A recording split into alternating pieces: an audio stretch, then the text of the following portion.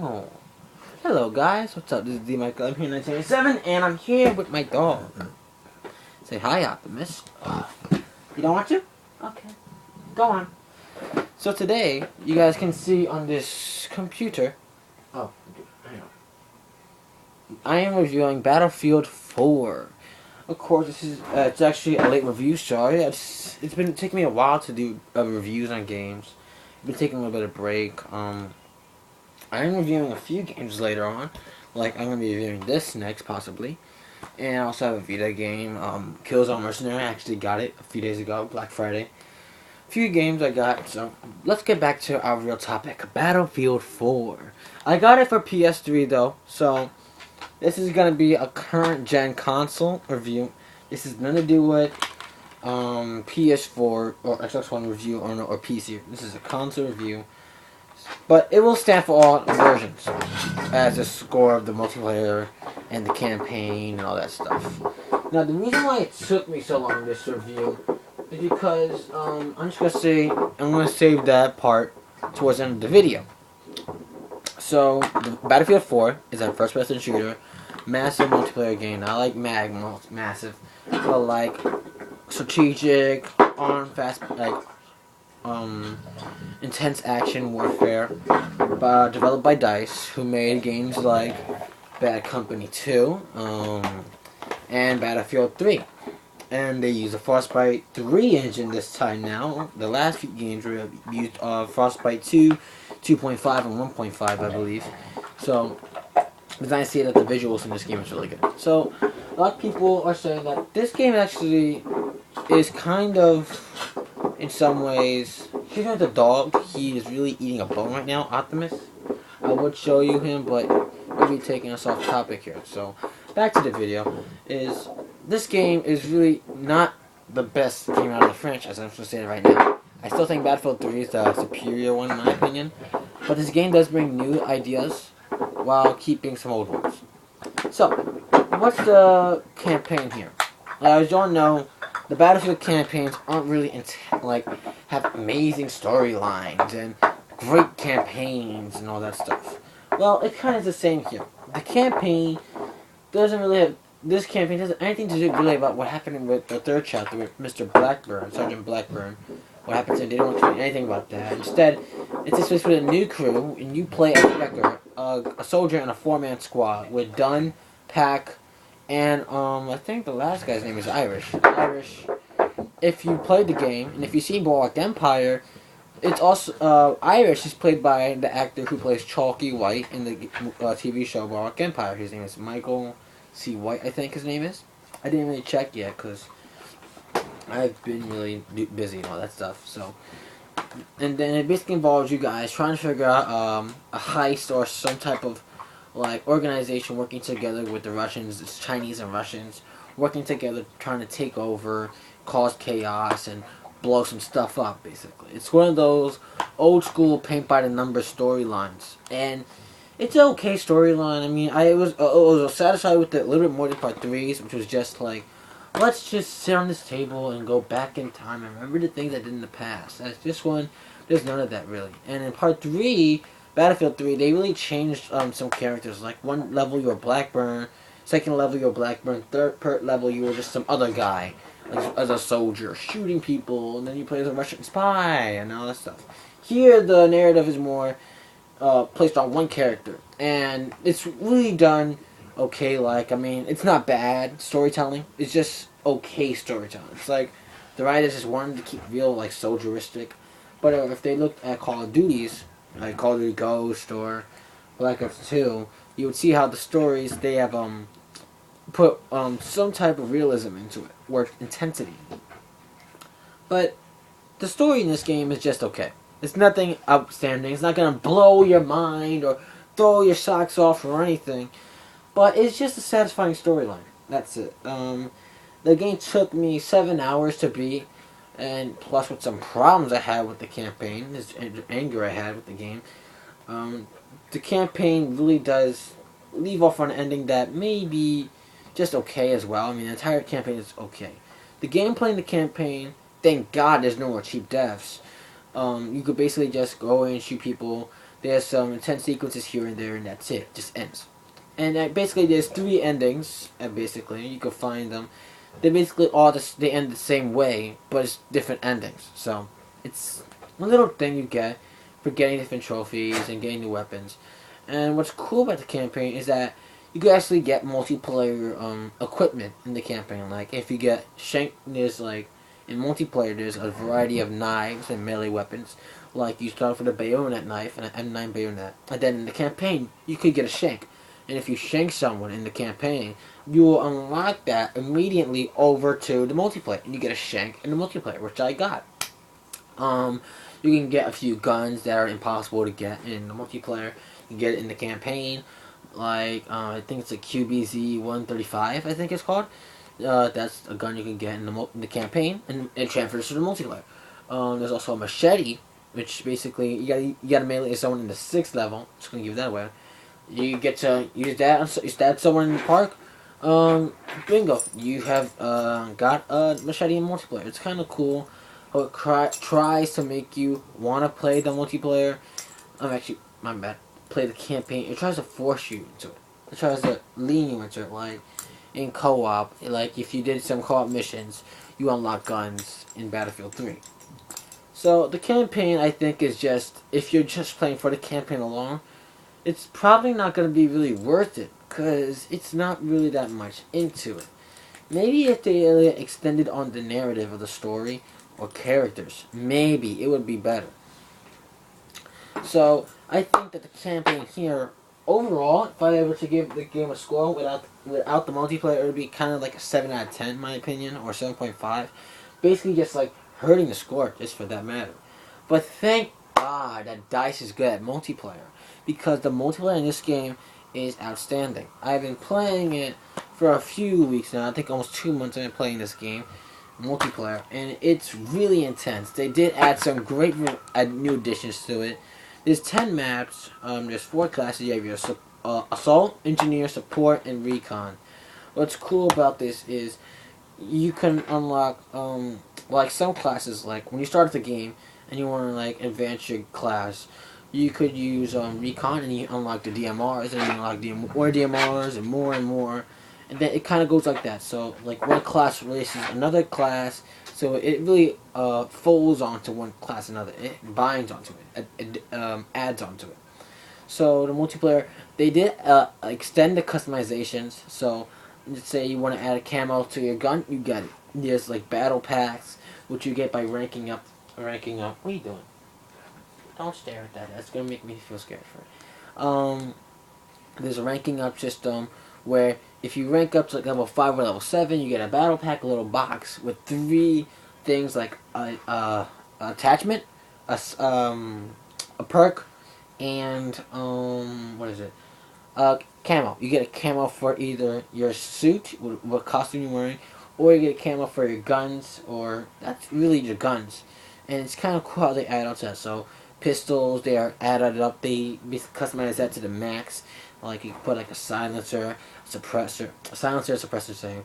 There's a green light laser combo, the camos. There's all this cool varieties and cool additions that they add. You could put like a holographic sights on like a Magnum, I think. You put a ghost ring on all your pistols, which I do because I like the ghost ring. I think it just helps with the accuracy a little bit. The guns, like I said, they're all cool. You could, and some actually attachments actually help addition the gun and make it stronger or weaker depending on what attachment you're using and how strong the gun really is. You know, it's just so much fun to play. Now, a lot of people I heard, like as my friends, and I heard on Twitter that the game is having problems, especially on PC. I heard for those PC owners who are trouble, I feel sorry for you guys. Hope you get like some type of patch or something that works out. I know they gave a patch away or something already, but it's just a shame how there's still problems with it. There's little bugs here or there, little things like that, but it can always be fixed over time. Hang on, sorry. Oh, there we go.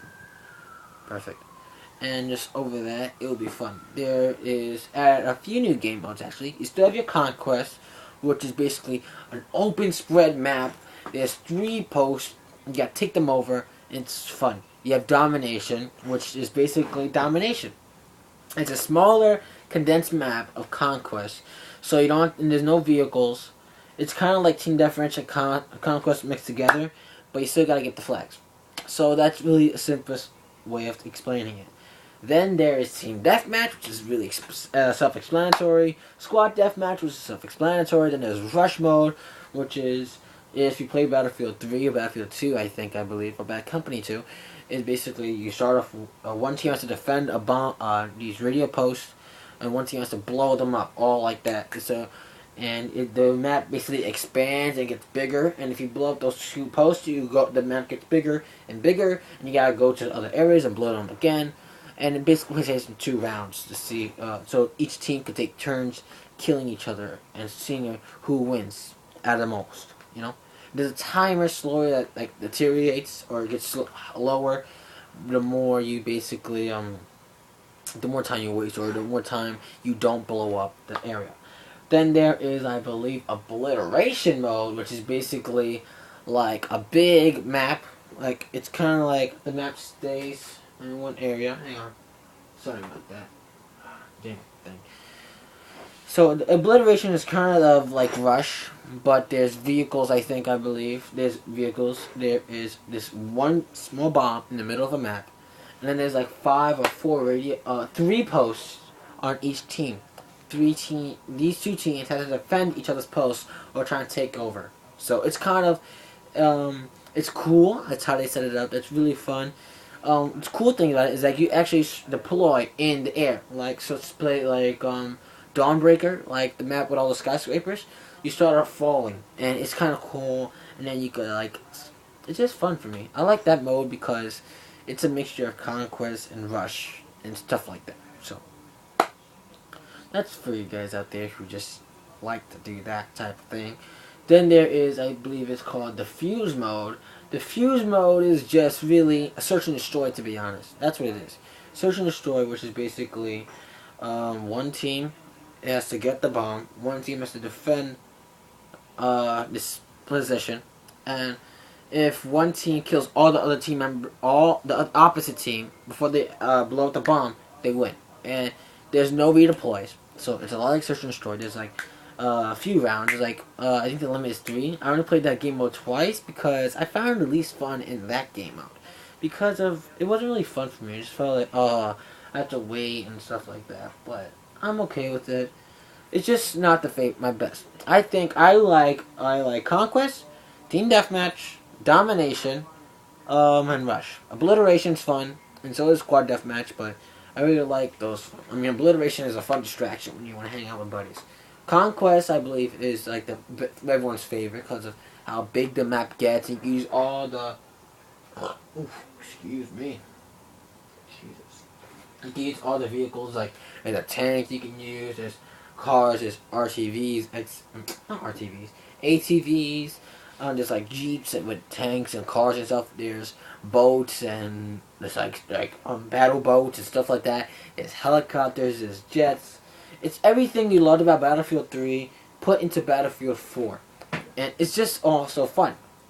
But the best thing about Battlefield... What the hell?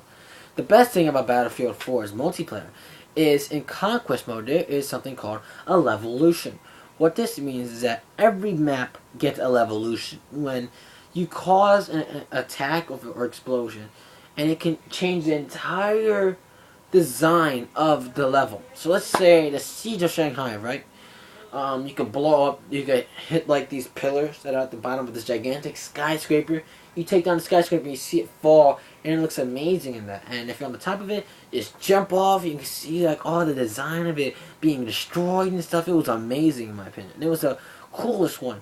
And it's cool because it's just cool how they changed the design of it. It's cool how that could happen in realistic warfare. You destroy a building, it will fall, it will change the design of a map. Some of these evolutions has its own consequences, like the Siege of Shanghai. There'll be dust everywhere, so it'll be really hard to see. And the map, the flag, will be just where all the rebels at. So it'll be hard to really like defend yourself because they'll be everywhere, and it's by the water. So it's more challenging and it's more fun because you really want to see those revolutions with your buddies and see, can we cause that revolution? Can we cause it to blow up? or stuff like that. And it's kind of cool. Each level, each map has its own evolution. Like Flood Zone, you hit this dam and all the water, all the water will come into like the map area, and it'll flood out. So people will have to be swimming a lot. And I really enjoyed swimming because in swimming you can pull out your secondary pistol, basically, and you can still shoot people. Like in Battlefield 3, you couldn't do that. You could only just swim and get shot to death. So it's kind of cool they added that. They added little things to try to make it big things. But Levolution was the biggest thing out of multiplayer, and I really enjoyed that. In the campaign, I just gotta say one more thing about the campaign is that you could also do there's also scoring points, and some of these scoring points can be unlocked for more campaign weapons and stuff like that. But none of those weapons go into the multiplayer. You have to earn those guns yourself. So I think it's okay for that. The multiplayer really is the best thing about this game, and it's really the best thing about it overall. I think it really does beat anything. Now, if you get the PS3 version, you get the PS4 digital version of Battlefield 4 for $10. If you get this for Xbox, you will not get that. The only games that for Xbox will do it is Assassin's Creed 4 Black Flag and the Ghost. Call of Duty Ghost, of course. You gotta pay $10 for Xbox One versions for the next Xbox. For PS4, I think it's just Battlefield 4 right now so far. So basically, how you know is in the PS4 case, they will give you this type of card, Battlefield 4 Premium, and they'll have like something like this. It'll be like that, and you need to keep this disc in order to put it into the PS4. That simple. I also got this code, which is a China Rising download. I put it in, but I don't know if I got the map levels or not, so who knows. So, the multiplayer really is the best thing about this game. Campaign-wise, it's just okay or mediocre. So, the campaign is not really necessary for this game. So, I need to talk about one more thing before I end this video. Is that the publishers makes a mistake. They've kind of rushed this game out. You can tell by the glitches you'll get in multiplayer. And I have one angry glitch about the campaign of this game. And what that is let's say I play the game for 3 hours, right? And then I quit the game, put the game away, go to sleep, and let's say I want to play the next day. It will, for some reason, this game will erase my profile's data and say that I've not played the campaign at all. So that pissed me off so many times. I had to do an all-nighter just to play the campaign. I don't really like playing campaigns like this in an all-nighter. I like playing little bursts. And now I have to not play the way I want to. I have to do an all-nighter, which means that I can't play the multiplayer. Because if I quit the game and play multiplayer, and even go back to the campaign, it will still delete that data. Why? It's annoying, because this is kind of EA's lesson. EA is going to learn a lesson from this, from everyone, from all these people who love Battlefield, is that they're going to get pissed off and they're going to get upset at them. Is that they need to not to rush developers like DICE, because developers like DICE need to take their time to put effort into their games. And they can't do that there. Someone's hitting them in the head, telling them, do that, hurry up, rush it off, skip that, forget it. You can't do that. It's not how we do games these days. Really? You're going to rush your company? And then what if this became a piece of crap? I mean, it would be unbelievable. I mean, yeah, so it looked good, but then what happened to multiplayer didn't work? What happened if the controls sucked? What happened if the gameplay didn't work at all? What happened if the game just broke every 20 seconds? You don't do that, EA. You gotta give your public developers time. Give them time so they can... Why am I doing these hand signatures? Give them time to really just give them time. Stop saying that. Let them be able to actually just finish their games, and then you patch it later. Not patch it day one. Don't patch it later, because then people will be getting pissed off and they'll be wondering, when is this patch coming? When is this patch coming? And it'll be just getting really annoying, and people will start raging everywhere and saying, oh, this company sucks. This is a wonder why EA is the worst company in America. I'm trying to have faith in EA, but they just keep on just sticking the finger in some ways. I mean, I even heard that they threw Sony under the bus with the PS4 issues. Really? It's not a rant. I wanted to release a rant about this, but I figured it'll be way too late, because look at the time I'm reviewing it. I'm reviewing it 3 days before my birthday. 3 days before my birthday. And it's kind of ridiculous.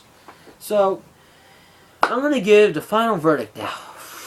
Finally. So the final verdict for this game is not going to be higher than what Battlefield 3 got, which I gave a 9.7, I believe. So this game is just going to get a solid 9 out of 10 in my opinion. Just for the fact that it's a fun game. It's just okay game of campaign. And it's just a 9 out of 10. But I can't give it my seal of approval like I gave Battlefield 3. Because of the fact of those big ass problems that the developer just pushed it out the door. You don't rush your games. This is going to be a lesson to EA, the publisher behind this of course, to not rush your public developers. It felt like the game was rushed at times. Don't rush them. No. No rush. So, I still recommend you get the game, but I don't see how this getting it is going to be like saying, oh, I'm badass or something people are telling me. But it's just going to be hard to recommend at times. I can't give it my seal of approval like I gave Battlefield 3. I mean, Battlefield 3 had its problems with the campaign and all, but big deal. It's that Battlefield 4, it's kind of not really, just not doing too much. They added cool things with the multiplayer. They added a little thing here and there in the campaign. But it's just not a lot of really satisfaction when it came to mine. This is my personal opinion that I can't really recommend. I mean, I can't, it's not a recommendation. I still recommend the game, but I can't give it my seal of approval. So I kind of have a mixed feeling about this. Like, there's two parts of me. One of me wants to, like, say no recommendation. One wants me to say yes recommendation. It's just kind of hard for me to say. Overall, get Battlefield 4. It'll be a fun time. You'll have a lot of fun playing on any console. PS4, Xbox One, PS3, Xbox 360, or PC, or Dreamcast, or Nintendo, Wii U, or whatever. Try giving it Wii U for once, finally. So, whew, sorry about that. I was a lot of time wasting. So, I am going to be doing reviews of maybe Call of Duty Ghosts. I mean, that piece of ghost. Call of Duty Ghosts I'll do a review of. I'll do a review of, let's see, Thor the Dark World. I might try, I'm trying to keep up here.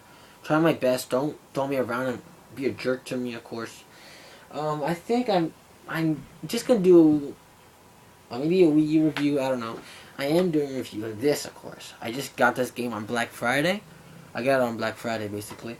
And holy crap, is this game good. I recommend this right now. I'm not giving my score right now. Just saying, recommend this bad boy. Also, I also got a Wii U. Not a Wii U. A Vita game. Let me see if I can find it. Jesus Christ, what the hell? Also got Killzone Mercenary. So, I'll be reviewing that as well. I just got it, and it's a lot of fun. Not a bad game at all. Some people were telling me that it was. So, overall, there's a lot of stuff coming. It might take time. Sorry about that. I might also do a Black Flag of Assassin's Creed 4 review. Depending on Xbox or Wii U, depending on which type of version of pirate you might use. So, I'll be doing reviews on that as well. So, please enjoy. Like the video. Comment below. And subscribe. Also, follow me on Twitter, TheMichael77. Follow me on Facebook. My name is Michael Martinez. I think I'm making it to Michael M77 again, like always.